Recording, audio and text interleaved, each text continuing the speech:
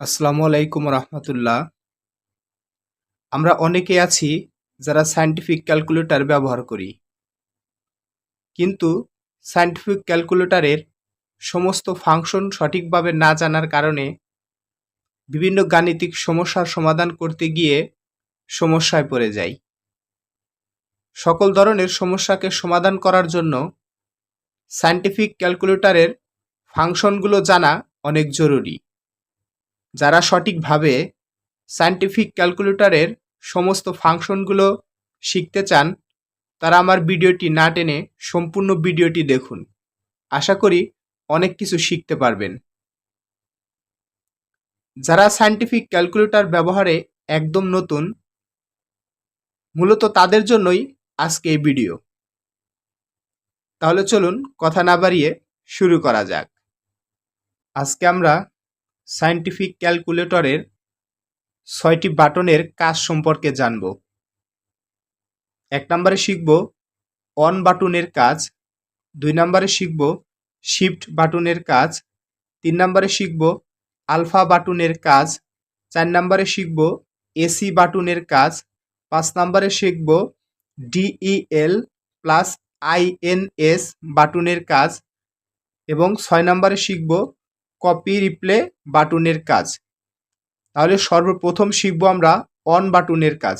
আমরা যে কোনো ক্যালকুলেটর নেই না কেন, ব্যবহারের জন্য সর্বপ্রথম আমাদেরকে ক্যালকুলেটরটাকে অন করতে হবে।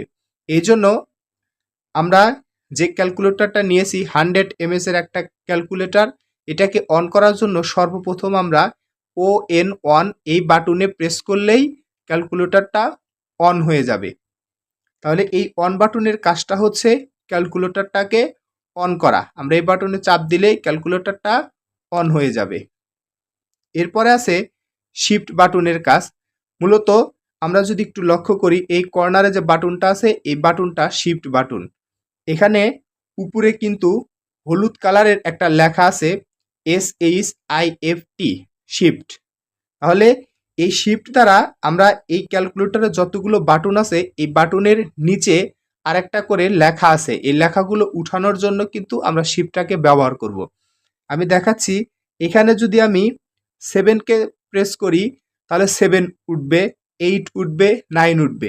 কিন্তু এইখানে 9-এর এইখানে হলুদ কালারের লেখা আছে টি, 8-এর এখানে হলুদ কালার লেখা আছে জি এবং 7-এর এখানে লেখা আছে হলুদ কালারের এম। এখন এইগুলো যদি উঠাতে চাই তাহলে প্রথমে আমাকে শিফট প্রেস করতে হবে, এরপরে 7-এ চাপ দিলে এম লেখা উঠবে। এরপরে আবার শিফট প্রেস করে আমি যদি 8-এ প্রেস করি তাহলে কিন্তু জি লেখা উঠবে। আবার শিফট প্রেস করে আমি যদি 9-এ প্রেস করি তাহলে টি লেখা উঠবে। তার মানে আমরা এই বাটনে যে লেখাগুলো আছে এই লেখাগুলো ব্যতীত যদি এর নিচের লেখাগুলোকে উঠাতে চাই তাহলে শিফট বাটনে চাপ দিলে এখানে যতগুলো লেখা আছে হলুদ বর্ণের, সেই হলুদ বর্ণের লেখাগুলোকে কিন্তু আমরা শিফট চেপে তারপরে কিন্তু লিখতে পারবো। তাছাড়া শিফট না প্রেস করে আমরা যদি এমনি বাটনগুলো প্রেস করি তাহলে বাটনের উপরে যে লেখাগুলো আছে সেই লেখাগুলো শুধু উঠবে, তাহলে এই হলুদ বর্ণের যে লেখাগুলো সেগুলো কিন্তু উঠবে না। আমরা যদি আরেকটু দেখি যে এইখানে লেখা আছে সাইন, আমরা যদি শুধুমাত্র সাইনে প্রেস করি তাহলে শুধু সাইন উঠবে, কিন্তু সাইন ইনভার্স যদি উঠাতে চাই তাহলে শিফট প্রেস করে সাইনে চাপ দিলে সাইন ইনভার্স লেখা উঠবে। আবার একই রকম আমরা যদি কসে এই বাটনে চাপ দেই শুধু কস লেখা উঠবে। যখন আমরা শিফট প্রেস করে আমরা কসে প্রেস করব তখন কিন্তু কস ইনভার্স লেখা উঠবে।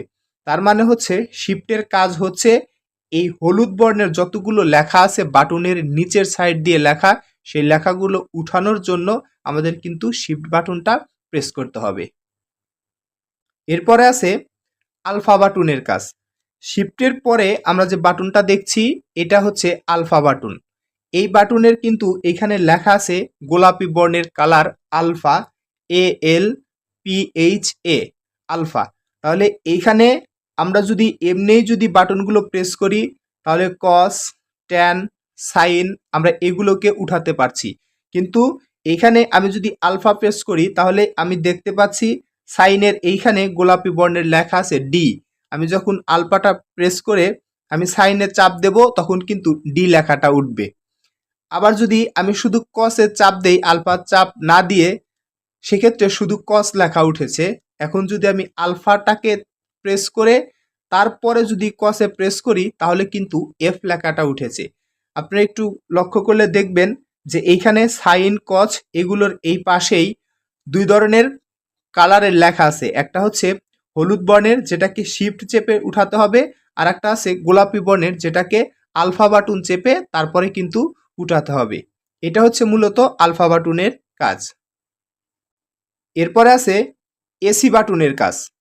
এখন এই যে আমি যে লেখাগুলো উঠিয়েছি এখানে, এই এসি বাটনের কাজ হচ্ছে আমরা সমস্ত লেখাগুলোকে যদি একবারে মুছে ফেলতে চাই তাহলে এসি বাটনে চাপ দিলে সমস্ত লেখাগুলো চলে যাবে। আমি এখানে যত লেখাই তুলি না কেন সবগুলো লেখা আমি এসি বাটনে একটা চাপ দিলে কিন্তু সমস্ত লেখাগুলো ভ্যানিশ হয়ে যাবে। এটা হচ্ছে এসি বাটনের কাজ। তবে আরেকটা কিন্তু এসি বাটনের কাজ রয়ে গেছে যেটা অনেক গুরুত্বপূর্ণ সায়েন্টিফিক ক্যালকুলেটরের জন্য। আমরা সায়েন্টিফিক ক্যালকুলেটর অনেকেই অন করতে পারি কিন্তু অফ করতে পারি না। যদি সায়েন্টিফিক ক্যালকুলেটরটাকে আমরা অফ নাও করি তাহলে আপনিও কিছুক্ষণ পরে সেটা কিন্তু অফ হয়ে যাবে। আর যদি অফ করতে চাই তাহলে কিন্তু আমাকে লক্ষ্য করতে হবে এই এসি বাটনের ঠিক উপরে হলুদ বর্ণের লেখা আছে ও ডবল এফ অফ। তাহলে আমাকে অফ করতে হলে আগে শিফট বাটনে চাপতে হবে, তারপরে এসি বাটনে চাপ দিলে ক্যালকুলেটরটা অফ হয়ে যাবে। তাহলে আমি আবার ক্যালকুলেটরটাকে অন করলাম। তাহলে অফ করার জন্য কি করব, শিফট এরপরে হচ্ছে এসি বাটন, তাহলে কিন্তু ক্যালকুলেটরটা অফ হয়ে যাবে। আর এই বাটনটাকে আরেকটা কাজে ব্যবহার করব, সেটা হচ্ছে আমরা যত সংখ্যা উঠাই না কেন সবগুলোকে একবারে মুছে ফেলার জন্য এসি বাটনে চাপ দিলে সব কিন্তু মুছে যাবে। এরপরে আমরা 6 নাম্বারটা আগে শিখব, কপি রিপ্লে এই বাটনের কাজটা, তারপরে শিখব 5 নাম্বারটা। তাহলে এইখানে যে বড় বাটনটা আছে এই বাটনে কিন্তু 4টা দিক আছে, উপরে নিচে ডানে বামে। তাহলে এইখানে আমি যতগুলো ডিজিট উঠাই না কেন, আমি যদি এই ডিজিট কোনো একটাকে এদিক সেদিক করাতে চাই, আমি যদি এই কার্সার যেটা যে লাভ দিচ্ছে এটাকে যদি আমি বাম দিকে নিতে চাই তাহলে এই কপি রিপ্লে এই বাটনের বামে যদি প্রেস করি তাহলে কিন্তু এটা আস্তে আস্তে বাম দিকে সরে যাবে। আমরা দেখতে পাচ্ছি এটা কিন্তু একদম ডান দিকে ছিল, আমি কিন্তু এখানে মাঝ বরাবর নিয়ে এসেছি। আবার যদি ডান দিকে নিতে চাই তাহলে এই কপি রিপ্লে বাটনের এই ডান পাশে প্রেস করলে এটা কিন্তু ডান দিকে চলে যাবে। এটার মূলত আরো অনেক কাজ আছে। আমরা যখন অন্যান্য ভিডিওতে যখন কাজগুলো করব তখন আমি শিখাবো যে কপি রিপ্লের বাটনের আর কি কি কাজগুলো আমরা করতে পারি। তাহলে এটাকে মূলত এখন শিখতেছি যে এই বাটন থেকে আমরা বাম দিকে যেতে পারবো, আবার এই ডান পাশে যদি চাপ দেই তাহলে কিন্তু এটা ডান দিকে চলে যাবে। এরপরে যেটা শিখবো আমরা ডিলেট, ডিইএল এই বাটনের কাজটা আসলে কি। আমরা অনেকেই অনেক বড় ধরনের হিসাব করতে গিয়ে যখন একটা সংখ্যা ভুল করে ফেলি বা একটা ডিজিট ভুল হয়ে যায়, আমরা কিন্তু অনেকে কি করি না বুঝে এই এসিটাকে চাপ দিয়ে সমস্ত সংখ্যাগুলো ডিলিট করে আবার নতুন করে লেখা শুরু করি। কিন্তু এখানে কিন্তু আমরা চাইলে যে সংখ্যাটা ভুল হয়েছে আমরা কিন্তু শুধুমাত্র সেই সংখ্যাটাকে ডিলিট করতে পারবো। সেটা কিভাবে, আমি এই যে এখানে একটা ডিজিট নিয়ে নিয়েছি যে কোনো একটা, এখন এইখান থেকে আমি যদি এই 7টাকে যদি সরাতে চাই তাহলে কিভাবে সরাবো, আমার 7টা ভুলে আমি লিখে ফেলেছি তাহলে কিভাবে মুছবো, আমরা এই কপি রিপ্লে বাটনের ঠিক বামে প্রেস করব। বামে প্রেস করে আমরা যখন 7টাকে সরাবো বা 7টাকে ডিলিট করব, 7টাকে কাছে নিয়ে আসছি, এখন কিন্তু 7টা একটু লাফালাফি করতেছে। এখন যদি আমি ডিইএল এই বাটনে চাপ দিই তাহলে কিন্তু 7টা ডিলিট হয়ে যাবে। দেখাচ্ছি, আমি চাপ দিলাম, 7টা কিন্তু ডিলিট হয়ে গেছে। এখন কিন্তু 4টা কিন্তু লাফাচ্ছে। আমি যদি আবার ডিলিট বাটনে চাপ দেই 4টা ডিলিট হয়ে যাবে। এবার 6 ডিজিটটা লাফাচ্ছে, আমি যদি আবারও ডিলিটে চাপ দেই তাহলে 6টাও ডিলিট হয়ে যাবে। তাহলে কিন্তু এই ডিলিট বাটন থেকে আমরা কিন্তু একটা একটা করে সংখ্যাগুলো ডিলিট করতে পারবো। আজকের পর থেকে কিন্তু আর একটা ভুলের জন্য পুরো কিন্তু আমার সংখ্যাটাকে কিন্তু আমার ডিলিট করতে হচ্ছে না। আমি আজকের থেকে একটা ভুল হলে আমি সেই ভুলটাকে ডিলিট করতে পারবো। এরপরে আসি INS, এই লেখাটা আসলে কোথায় পাবো? এটা কোনো বাটনে লেখা নেই, তবে এই ডিলেট বাটনের উপরে হলুদ বর্ণের লেখা আছে। তাহলে হলুদ বর্ণের লেখা যদি হয় তাহলে আমাকে শিফট চেপে এই INS বাটনটাকে অ্যাপ্লাই করতে হবে। এটা আসলে কি জন্য আমরা ব্যবহার করব? আমি এখানে আবারও যদি এই 5টাকে যদি মুছে ফেলতে চাই, আমি 5 এর কাছে চলে এসেছি।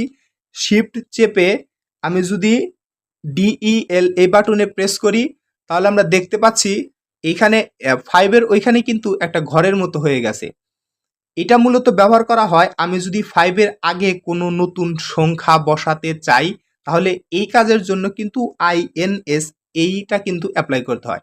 এখন আমি যদি এইখানে 0 বসাতে চাই তাহলে 0 তে চাপ দিলে কিন্তু 5 এর আগে 0 চলে আসবে। একটু খেয়াল করলে দেখবেন 5 এর আগে কিন্তু 0 চলে আসছে। আবার যদি আমি 5 এর আগে 9 বসাতে চাই তাহলে কি করব? আবার এই শিফট চেপে DEL এই বাটনে চাপ দেব।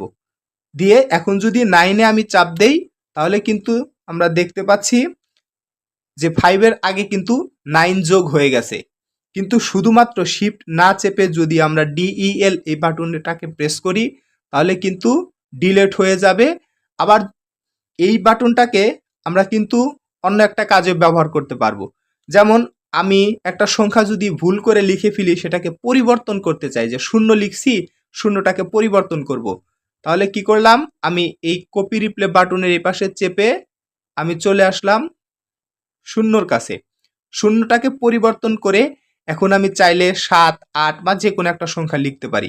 সেজন্য আমি যদি 7 লিখি তাহলে 7 বাটনে চাপ দিলে 0-র পরিবর্তে কিন্তু 7টা উঠে যাবে। আর যদি এটা পুরোপুরি ডিলিট করতে চাই তাহলে শুধু ডিলিট বাটনে চাপ দিব। আর এই সংখ্যার সামনে যদি কোনো সংখ্যা বসাতে চাই তাহলে শিফট বাটন প্রেস করে DEL এই বাটন চাপ দিয়ে তারপরে আমি যে কোনো একটা সংখ্যাকে চাপ দিলে কিন্তু সেটা সেই সংখ্যার সামনে চলে আসবে। তাহলে কিন্তু আমরা এই 6টা কাজ কিন্তু এখন খুব ভালোভাবে করতে পারবো। আশা করি ভিডিওটা খুব সুন্দরভাবে বুঝতে পেরেছেন। যদি ভিডিওটি ভালো লাগে তাহলে অবশ্যই আমার চ্যানেলটাকে সাবস্ক্রাইব করবেন। পরবর্তী ভিডিও দেখার আমন্ত্রণ জানিয়ে আজকে বিদায় নিচ্ছি।